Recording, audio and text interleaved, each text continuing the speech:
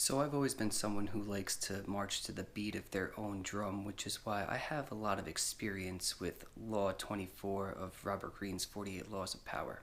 The law is to play the perfect courtier, and if you don't know what that means, essentially all you need to know is learn to blend in. You see, society is almost like a game or any system, and when you look at any game or system, they have rules, and society, as we all know, has rules. And people who play the game don't like it when other people break the rules. And if you're going to break the rules, they're not going to like you. So if you're going to break the rules or you're a rule breaker, you have to learn to blend in.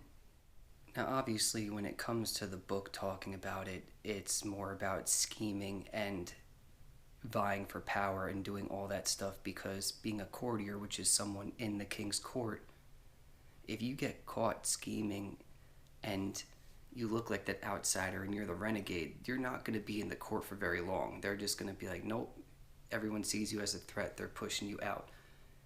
And I mean, in society, you could definitely see it that way in certain senses, but also just as like the weird person. No one likes the weird person. The weird person just stays out there and doesn't stay in the group.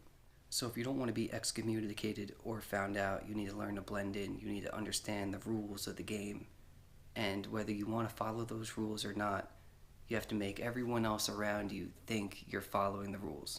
Now, don't get me wrong, when it comes to things like standing out and marching to the beat of your own drum and just being individualistic, it's not necessarily a bad thing. But I mean, there's also a spectrum to it, so like you don't want to be too much. But regardless of what it is if you don't want to draw attention to yourself for any reason, you have to at least understand how to play the game. Like, just on the most basic example, you see the speed limit is 60, right? And I could say that most people do 60, but I'd be lying. But we all be driving down the highway in a 60 doing 70, 75. You see a cop car. First thing you do is either you check your speed or you slow down out of habit. That's because you're blending in. You're trying to play the rules. Because if you continue to blow by that cop doing 80 miles an hour, he's going to pull you over. You're going to get a ticket that just causes problems. And that's in the most basic sense of this rule.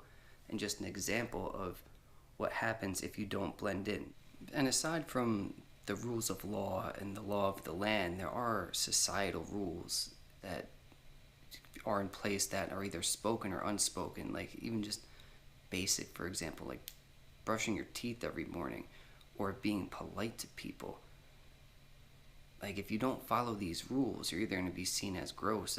I mean, brushing your teeth you should, because, you know, it's like hygienic. I mean, you're either going to stink, or, and the more important thing is your teeth are going to fall out. But, like, people won't want to be with you because you stink. And even being polite, when it comes to that, people are just going to think you're an a-hole. And that's how you get excommunicated from the group. Like, you could be an a-hole all you want, but you know, when you're in this society, in this group, you gotta understand the rules and you gotta play nice. Unfortunately, sometimes. Not all the time. Because, you know, sometimes you just gotta be a straight dick.